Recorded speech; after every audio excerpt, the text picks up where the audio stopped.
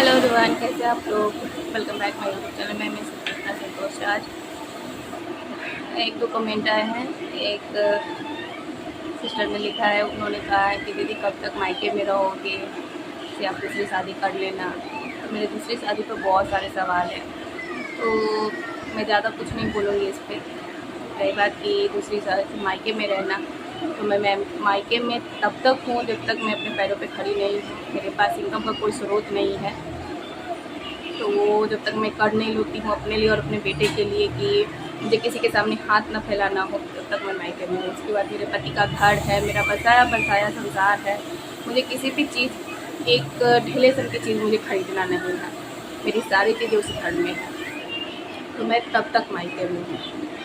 और अब सीधी सी बात है कि अकेली लड़की मैं, वहाँ से मैं सारी चीज़ें नहीं कर सकती हूँ, इसलिए मैं यहाँ से यहाँ पे है। मेरे पेरेंट्स हैं, वो सारी चीज़ें मुझे करा रहे, पढ़ा रहे हैं। जहाँ जाना है उनके साथ जा रही हूँ, जो चीज़ें करनी है उनके साथ कर रही हूँ। वहाँ पे मुझे कोई नहीं मिलेगा, तो इसलिए हूँ। और रही बात कि इस दुनिया में माँ बाप और भाई भौजाई किसका हुआ है, आपने लिखा, तो मैं इतना ही जानती हूँ। किसका हुआ है या नहीं हुआ मैं ये नहीं जानती हूँ। जो जन्म जन्म के लिए साथ कहते, शादी का रिश्ता जन्म जन्मान तक होता है, कि 7 जन्मों का जुड़ता है। मेरे हस्बैंड ने 7 साल भी मेरे साथ नहीं गुजारे, और वो बीच मैदान में मुझे और मिट्टू को छोड़ के चले गए। मैं इतना ही जानती हूँ कि आपका बिहेवियर, आपका रहन सहन, आपकी चीज़ें आपको बताती है कि आपका कौन सहारा बनेगा और नहीं बनेगा। और हाँ, रही बात कि आप भाई भौजाई की बात करते हो, तो मेरे मम्मी पापा से ज़्यादा सपोर्ट मेरे भैया ने, मेरे भाई ने मुझे किया है। हाँ, भले कि हालांकि उनकी शादी अभी नहीं हुई है, होगी, इस साल होगी, अगले साल होगी, जब होनी होगी होगी। तो मैं सीधी सी बात जानती हूँ, अगर आप जब तक सिर्फ ननद बन के रहोगी तो आपका सब कुछ सही है, लेकिन आप किसी की सास बनने लगोगी तो कुछ भी सही नहीं होगा। 2 मीटर में आपको बोलने का अधिकार नहीं है कि पति पत्नी कैसे रहते हैं और वो अपने परिवार को कैसे संभालेंगे। उसमें अगर आप नहीं टांग अड़ाओगे ना, तो वो आपके लिए भाभी नहीं, आपकी माँ भी बन सकती है। कहते हैं भाभी को माँ का सब दर्जा दिया गया हुआ है। तो मैं नहीं जानती, अगर हो सकता है मेरी भाभी मेरी वीडियो देख रही होगी, कहते हैं कि भगवान जिनको लिखे होंगे मेरे घर आना, अगर वो देख रही है तो मैं इस पर कुछ भी ज़्यादा नहीं बोलूँगी, क्योंकि कौन होंगी नहीं होंगी, कैसी होंगी वो मुझे नहीं पता। तो बस इतना ही है कि उनके उन 2 मीटरों में अगर कोई ना टांगना है ना, तो एक लड़की भली भांति सारे रिश्ते निभा सकती है। पति पत्नी कैसे रहते हैं और वो अपने सास ससुर को कैसे रखेगी, वो अपना घर कैसे संभालेगी, वो उनका मैटर है। उसमें बोलने का किसी को भी राइट नहीं, चाहे मैं थी या कोई भी आज कोई बनेगी, किसी की पत्नी बहू कुछ भी बनेगी, अगर उस 2 मीटर में ना बोला जाए ना, तो एक लड़की अपना संसार भली भांति संभाल सकती। कान नहीं भरे जाएंगे ना तो वो संभाल सकती है, उसके लिए कोई नहीं। और आप लोग कहने की ज़रूरत नहीं है। 100% में से 99% के जो घर बर्बाद होते हैं, उसका कारण कौन होता है कहने की ज़रूरत नहीं होती। बस मैं इतना ही कहना चाहूँगी। अभी तक ले तो है सारे आदमी, तो मैं क्लियर वर्ड में है कि मैं मायके तब तक में हूँ जब तक मैं अपने पैरों पर खड़ी नहीं हूँ। 1 साल निकला है, कोशिश कर रही हूँ। बहुत जगह मैंने अपने पहले भी ब्लॉग्स में बताया है और आज भी बता रही हूँ कि मैं ट्राई कर रही हूँ, मैं अपनी पढ़ाई भी कर रही हूँ, मैं सब कुछ कर रही हूँ। जब जहाँ जैसे यार नौकरी लग जाए या आप लोग सपोर्ट कर रहे हो, सपोर्ट करते रहोगे इसी तरीके से, तो मुझे यहीं से इनकम आने लगेगी। तो बस अपना मैं जो हो रहा है यहाँ या इधर मैं सब कर रही हूँ। तो रही बात कि कौन इस दुनिया में किसका हुआ है, तो एक चीज़ सीधी सी बात है, इंसान अकेला आया है अकेला ही जाएगा। ये रिश्ते नाते एक एक करके जुड़ते हैं और एक एक करके खत्म होते हैं। बस इतनी सी बात है। तो आज बन रही है, आप ये देखते ही समझ जाइए कि क्या बन रही है। तो ये यहाँ पे मैं बना रही हूँ, ये खासकर बनता है जब माता रानी को भोग लगाना होता है तब। लेकिन ये ऐसे ही मैंने बनाया था, लेकिन फिर भी माता रानी का नाम लेकर ही खाया। और ये बहुत ही यमी होती है, बहुत ही टेस्टी लगती है। बस इसमें कुछ भी नहीं डालना, लेकिन फिर भी इतनी यमी बनती है। कहते हैं ना कि भगवान का नाम जिस चीज़ में भी लिया जाए वो सारी चीज़ें अच्छी होती है। तो यहाँ पे मैंने थोड़े से काजू और थोड़े से किशमिश डालकर, घी मैंने ज़्यादा नहीं डाला था क्योंकि घी से याद आ जाता है बहुत सारी बातें, तो इसलिए मैंने घी नहीं डाला। और ज़्यादा घी खाना भी नहीं चाहिए, फिर फैट कम करना पड़ता है, तो इसलिए थोड़ा सा ही डाला मैंने। और उसके बाद मैंने इसमें जो मैंने आटे पहले से छान के रख लिए थे, और आटे छानने के बाद मैंने थोड़ा सा इसको भुना था। भुनने के बाद जब ब्राउन होने लगा था तब मैंने इसमें पहले से ऑलरेडी यहाँ पे आपको मैंने दिखाया कि चाशनी मैंने बना रखी, और दोनों चीज़ गर्म ही थे, और गरम गरम में ही मैंने इसमें सारी चीज़ें मैंने डाल के, थोड़ा सा एक मैंने इलायची भी डाल दिया था। बस इतनी सारी चीज़ें डाल के मैंने ये बनाया था। वैसे तो लोग, मैं अधिकांश देखती हूँ, कभी कभार वीडियो देखती रहती हूँ, तो मुझे नहीं मतलब 100-3 क्लिप सब होते हैं जिसमें ऐसे डिशेज सब दिखाते रहते, तो मुझे पसंद आती है, तो मैं हमेशा ट्राई भी करती रहती हूँ। तो ये ना मुझे ये हलवा ना बहुत पसंद है, बहुत ज़्यादा, बहुत यम्मी लगती है।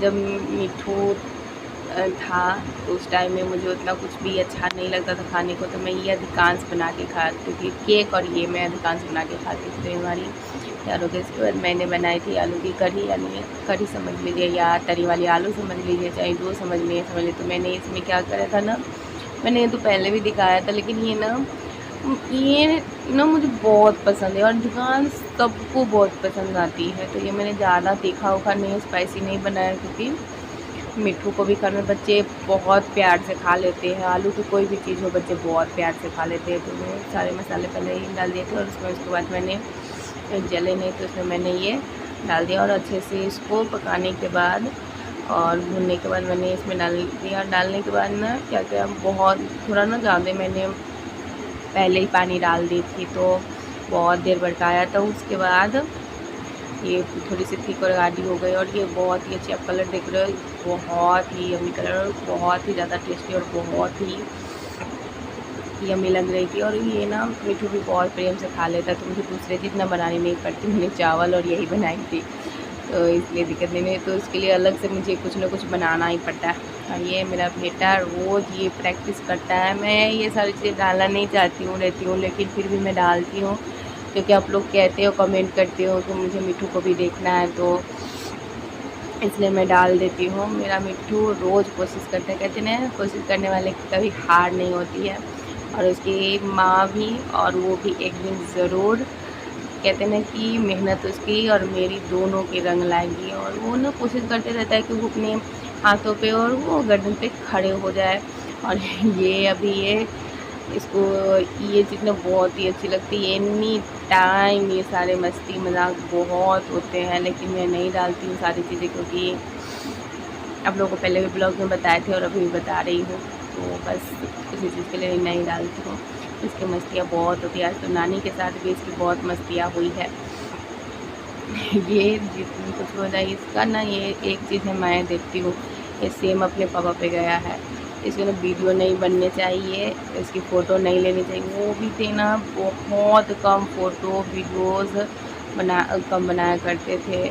और ये भी सेम ऐसे। और ये टिंगरे टिंगरे ये गाना चल रहा है, टिंगे टिंगे, तो ये टिंगे बात मैं सिंपल सी वर्ड में करती हूँ कि जो चीज़ जिस इंसान के साथ बीती रहती है ना, वो सपने में भी, कहते हैं ना कि दुश्मनों के लिए भी नहीं सोच सकती। लेकिन हाँ, मैं कुछ लोगों के लिए सोचती हूँ कि जिन लोगों को ये लगता है कि मेरे साथ जो हो रहा है, जो हुआ है, बहुत अच्छा है, तो ये अच्छा भगवान 10 गुना के साथ आपके साथ खड़े।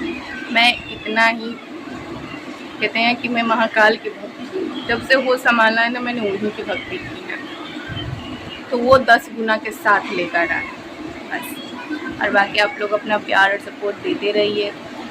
मैं हर कमेंट का रिप्लाई करती हूँ, निगेटिव हो या पॉजिटिव हो, आप लोग का प्यार सपोर्ट मैं हर रोज़ का रिप्लाई करती हूँ। बहुत से लोग कहते हैं कि आप रिप्लाई नहीं करते हो, मैं रिप्लाई करती हूँ।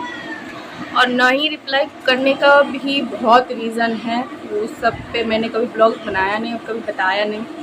तो अब मैं सिर्फ छोटा सा बता दे रही हूँ कि जब मैंने स्टार्टिंग में इंस्टाग्राम हो, फेसबुक हो या यूट्यूब पे जब मैं आई थी तो फेक आईडी से मेरे साथ लोगों ने बात करने की और बहुत सारी चीज़ें करने की कोशिश की। मैं एक करके दिखाऊंगी, अब भी नहीं। मैंने कहा ना कि मैं कितना क्या बर्दाश्त कर रही हूँ ना, ये कोई सोच नहीं सकता है। अलग अलग आईडी से कि मैं आपके बारे में कुछ जानता हूँ, आपके हस्बैंड के बारे में कुछ जानता हूँ, आपके हस्बैंड को क्या हुआ था मैं ये जानता हूँ। ऐसे तो कोई वो रिप्लाई करेगी नहीं, ऐसे क्या कर ले। तो ऐसे करके फेक आईडी से मैसेज आते थे। जब मैं पूछा करती थी क्या है नहीं है, तो उधर के मैसेज डिलीट हो जाते थे और मेरे मैसेज रह जाते थे। तो लोग अपने आप को स्मार्ट बहुत समझते हैं, तो कहते हैं ना कि आप ही लोगों को चालाकियाँ सीखी है। तो ये मैं समझ गया कि आपके मैसेज आपने डिलीट कर दिए तो नहीं है मेरे पास, एक एक मैसेज और एक एक रिकॉर्डिंग है आप लोगों की। तो ये जो कहते हैं ना कि जल्दबाजियाँ, ठीक है, आप अपने आप को स्मार्ट समझते हैं तो समझिए, अच्छी बात है, लेकिन सामने वाले को उल्लू समझना ये भी अच्छी बात नहीं है। तो इसलिए मैं अधिकांश नहीं रिप्लाई करती हूँ और बहुत से लोगों को रिप्लाई करती हूँ। बहुत से दीदी भैया लोग हैं, मैं किसी भैया लोग से भी नहीं बतियाती हूँ, मैं ये क्लियर कर देती हूँ, क्योंकि जिन्हें पता है वो सब जानते होंगे। लेकिन हाँ, दीदी लोग हैं, बहुत सारी दीदी लोग हैं, पूजा दी है, रश्मि दी है, अनु दी है, बहुत सारी दी है। मैं नाम ऐसे यूज़ कर रही हूँ लेकिन नहीं करना चाहिए बिना पूछे। किट्टू दी है, उनका पूरा नाम किरण सेन है लेकिन किट्टू बुलाते हैं, तो किट्टू दी है, शालू दी है, बहुत सारी दी है जो मुझे इस रास्ते पे आगे चलने के लिए हर चीज़ के लिए मदद करते हैं। मैं उन लोगों को खैर थैंक यू, बहुत छोटा शब्द है, थैंक यू कह के उनका, मैं कहते हैं कि उनके सम्मान को मैं ठेस नहीं पहुँचाऊँगी। बस मैं इतना है कि अगर मैं आगे बढ़ी तो मैं उन लोगों को साथ लेकर आगे बढ़ूँगी, इतना ज़रूर है। अपने परिवार को जिन लोगों ने कहा जाता है ना कि अच्छा वक्त और बुरा वक्त देने वाले को नहीं छोड़ूंगी और अच्छा वक्त देने वालों को भी नहीं छोड़ूंगी, दोनों के साथ चलूँगी, बस यही है। और जिसको साथ देना होगा देगा, नहीं देना होगा नहीं देगा। तो मुझे वो कल की चिंता करेंगे तो आज नहीं जी पाएंगे, ये ज़रूरी है। और आज इम्पोर्टेंट है मेरा बेटा, तो मुझे उसे देखना है। और रही बात कल की, तो कल की कल देखी जाएगी। और एक और बात आपने कहा कि ज़िंदगी, आपने लिखा भी कि ज़िंदगी ऐसे कैसे कटेगी, तो ज़िंदगी जीने और काटने में फ़र्क होता है। मैंने ज़िंदगी के सारे 10 साल बहुत अच्छे से जिए हैं, चाहे सारे 10 साल समझिए या ज़िंदगी के वो 23-24 साल मैंने बहुत अच्छे जिए हैं। और ये जो कहते हैं ना कि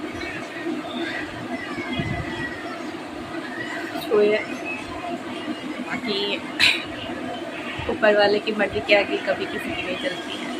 बस थैंक यू, इतना आप लोग देखते हो और इतना सोचते हो, इसके लिए तहे दिल से बस आप लोग अपना आशीर्वाद और प्यार देते रहिए इसी तरीके से। प्लीज़ मेरे चैनल को सब्सक्राइब करते रहिए। मैं जानती हूँ मैं अभी अच्छे कुछ कंटेंट नहीं कर पाती हूँ, लेकिन मैं धीरे धीरे कोशिश कर रही हूँ और मैं कर दूँगी। And thank you.